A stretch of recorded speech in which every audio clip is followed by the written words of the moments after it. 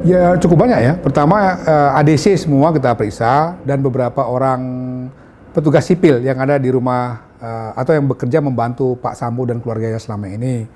Kemudian juga ya Pak Sambo sendiri dan beberapa saksi-saksi lain kita sudah minta keterangan.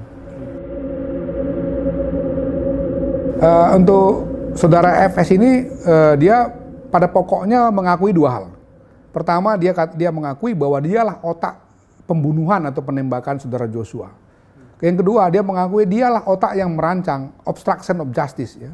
Dengan misalnya mengubah TKP, menghilangkan beberapa barang bukti seperti decoder CCTV, alat-alat komunikasi dan lain-lain, termasuk juga mengkondisikan ya, supaya orang-orang yang menjadi saksi kunci itu memberikan keterangan sebagaimana skenario yang dia mau buat, yaitu skenario seolah-olah ada tindakan pelecehan seksual di rumah Duren 3 itu yang dilakukan oleh saudara Joshua terhadap istrinya. Kemudian setelah itu terjadi tembak-menembak antara Joshua dengan Richard atau Baradae.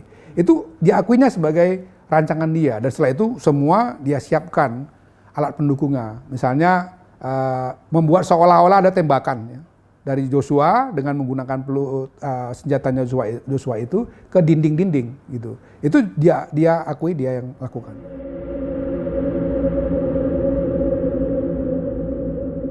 Dia tidak secara terbuka mengakui itu, tapi dia katakan memang dia yang perintahkan Richard atau Baradae itu untuk melakukannya. Sementara sebaliknya ketika kami periksa Richard, dia mengakui bahwa Pak FS ini melakukan tembakan, ya, 2 tembakan ke Joshua.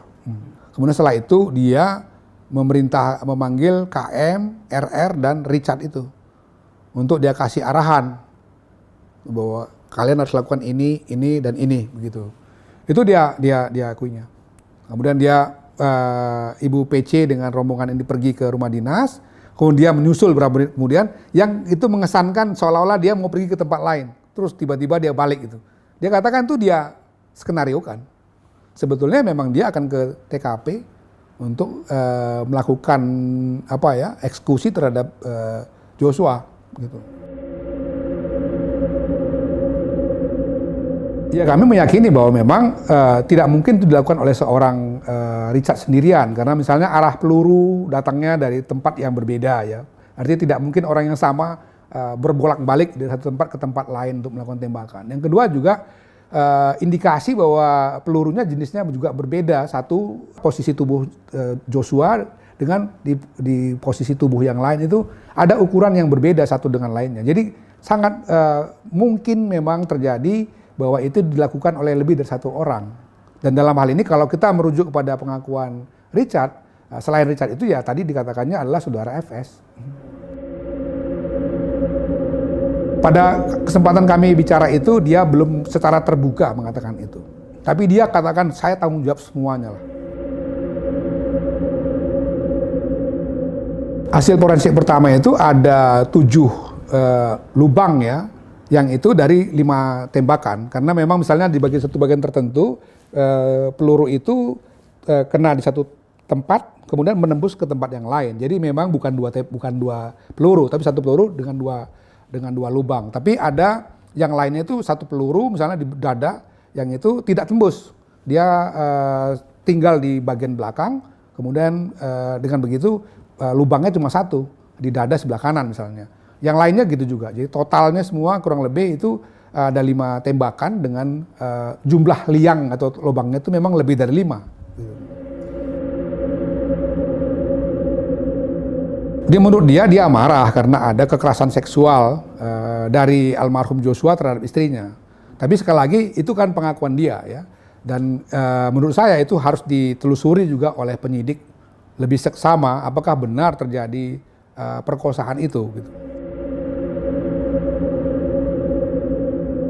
Ya karena sudah beberapa kali dia mengubah-ubah keterangan. Juga Richard misalnya, Ricky itu kan dengan juga yang KM itu kan juga keterangan pertama dengan keterangan berikutnya berubah misalnya. Juga temuan obstruction of justice. Jadi kita nggak bisa percaya begitu saja apa yang dia katakan. Harus benar-benar didalami untuk mencari apa yang sebenarnya terjadi yang menyebabkan misalnya dia mengambil keputusan untuk melakukan eksekusi terhadap Joshua, bahkan cukup mengagetkan karena dilakukan di rumah dinasnya gitu. Dia cerita bahwa setelah istrinya bertemu dia sepulang dari Magelang itu ya, ada 1 jam lebih itu katanya istrinya menceritakan apa yang terjadi di Magelang. Kemudian setelah itu dia marah dan punya rencana untuk melakukan pembalasan lah ya terhadap Joshua, dan dia panggil satu persatu itu, KM dipanggil, dikasih tugas-tugas tertentu nanti seperti apa, RR dipanggil juga, Richard dipanggil gitu. Jadi memang perencanaan itu dia diakuinya datang dari dia, dan dia yang menyiapkan semua. Setelah itu pun kemudian dia yang menghilangkan barang bukti, menelpon siapa misalnya petugas-petugas Propos dan lain-lain itu, sehingga kemudian sampai sekarang ini tim sus dan irsusnya Polri kan memeriksa puluhan orang itu, yang sekarang ada 35 orang sudah dinyatakan ada 2 kemungkinan ya, melakukan pelanggaran etik atau bahkan lebih jauh itu bisa jadi pelanggaran pidana misalnya. Komnas selalu mendorong kalau dia terbukti melakukan tindak pidana harus dengan tegas juga Polri melakukan proses hukum pidana kepada mereka.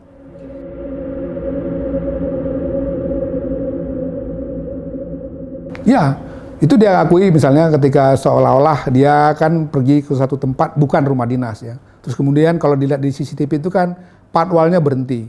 Sebelumnya dibangun keterangan bahwa dia ditelepon setelah terjadi kekerasan seksual dan tembak-menembak. Tapi itu akhirnya diakuinya bahwa sebetulnya itu adalah skenario yang dia buat. Dia kembali itu bagian dari skenario dan belum terjadi apa-apa. Nah, setelah dia kembali ke rumah, setelah dia masuk ke rumah dinas itulah atau TKP itu, baru kemudian dia memanggil Joshua dan beberapa ADC-nya tadi itu untuk kemudian melakukan katakanlah penghukuman ya dalam bahasa dia ya kepada Joshua. Ya salah satunya jelas tadi ya ada pengkondisian ya. Jadi di situ terlihat bahasa-bahasa memang sudah ada skenario dan mereka diingatkan untuk nanti kalau ada pertanyaan ya ingat itu skenarionya gitu. Dan ya bahasa-bahasa itu dijawab bahwa ya oke, kami akan lakukan dengan ya misalnya kata-kata siap komandan misalnya kan, itu jelas. Dan ketika kita tanya lagi mereka ya mereka mengakui bahwa ya memang kami dikondisikan untuk mengakui sebagaimana skenario yang sudah disiapkan tadi, seolah-olah ada pelecehan seksual, ada tembak-menembak, kemudian saudara Joshua meninggal dunia gitu.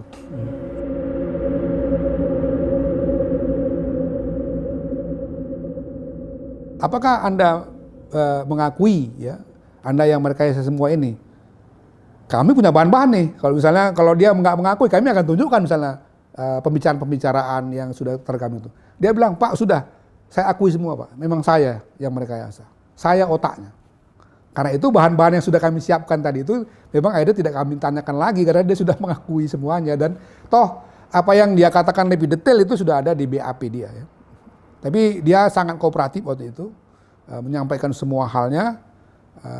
Sekali lagi dia hanya minta dipahami emosi saya seperti ini. Walaupun dia katakan saya tidak bisa membenarkan tindakan ini, saya salah.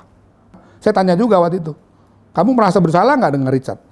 Yang ini masih muda, saya bilang, dia nggak punya motif apa-apa, anak buahmu. Sekarang dia terkait-kait dengan masalah ini, dia ngaku dia salah. Ya yang dia bilang saya juga bersalah terhadap Richard. Nah itu tidak dijelaskan ya. Apakah cuman dikasih tahu bahwa ketika dia memanggil satu persatu itu sendirian dia. Pengakuan dari 3 orang ini juga begitu, ketika dipanggil dia hanya berhadapan dengan FS, tidak didampingi oleh ibu. Mereka pergi ke rumah dinas, ibu PC-nya masuk ke dalam kamar tidur itu. Jadi mereka melakukannya di ruang tamu. Tapi sekali lagi itu pengakuan mereka gitu. Itu yang harus diuji kan. Apakah benar 100% seperti itu? Walaupun setidak-tidaknya sekarang pembunuhan berencana sudah ada pengakuan, ada kesaksian, obstruction of justice-nya sudah ada yang mengakui dan sudah banyak orang yang diperiksa. Tapi kan untuk lebih memastikan apakah ini penembaknya hanya satu atau dua atau mungkin lebih dari dua, itu kan tetap harus kita buka kemungkinan-kemungkinannya dengan pembuktian-pembuktian yang valid itu. Ya, dia mengakui bahwa keterangan yang pertama dulu itu sebetulnya adalah pengkondisian yang harus dia sampaikan kalau dalam pemeriksaan kepada penyidik, kepada tim sus misalnya, kepada Komnas HAM. Dan itu sudah disiapkan untuk dia selalu menjawab seperti itu. Belakangan dia mengakui bahwa itu adalah keterangan yang tidak sebenarnya. Kepada Komnas HAM kemarin dia katakan bahwa itu atas perintah Pak Sambo. Jadi dengan demikian yang sebenarnya itu ya begini, dia ceritakanlah sama dia. Dia tidak tahu menahu apa yang terjadi di Magelang, karena ketika dia pulang dari satu tempat, mau masuk ke kamar di lantai 2 itu, dia dilarang naik katanya. Setelah itu baru dia boleh masuk ke kamarnya, dia istirahat. Nah di Jakarta juga dia tidak tahu menahu, tiba-tiba dipanggil, dikasih perintah seperti itu oleh FS, yang dia juga bingung kenapa semua itu dia tidak mengerti, sampai di TKP diperintahkan lagi untuk melakukan penembakan. Peluru-peluru itu juga atas perintah dari FS untuk mengisi, termasuk kepada senjata Glock 17 dan HS9 itu. Semua atas perintah, dia bilang.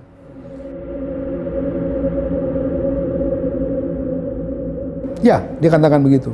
Kepada kami dia katakan begitu, kepada tim sus juga, karena kami kan ada koordinasi sama tim sus ya, mengatakan yang sama. Juga kepada penyidik dia katakan yang sama.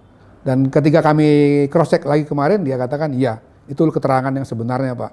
Walaupun dia bilang dia dalam beberapa hal karena dia ketakutan melakukan tindakan itu, dia sebetulnya nggak terlalu memperhatikan ya, dia menutup wajahnya untuk melakukan penembakan itu. Jadi dia kalau ditanya persis, misalnya berapa kali FS melakukan tembakan, dia tidak terlalu ingat. Tetapi dia tahu bahwa FS memegang senjata dan menembak. Ya, saya sudah bicara dengan beberapa pimpinan tim sus ya. Saya katakan bahwa tolong dipastikan konstruksi peristiwa dengan alat bukti dan lain-lain itu memang harus betul-betul rapi, dengan dukungan alat bukti, informasi, data yang valid. Kenapa? Karena saya khawatir di persidangan misalnya kalau itu tidak bisa didukung tadi oleh alat bukti dan data-data yang kuat, bisa jadi misalnya dakwaannya malah ditolak kan. Padahal ini satu peristiwa yang akhirnya menjadi sangat serius karena presiden mengambil perhatian, elit-elit juga mengambil perhatian, dan seluruh Indonesia mengambil perhatian. Jadi saya sebagai Ketua Komnas sudah mengingatkan tim sus dan juga penyidik supaya betul-betul berhati-hati menyiapkan seluruh alat bukti di dalam nanti ya yang akan masuk ke dalam dakwaannya jaksa misalnya ke pengadilan itu harus betul-betul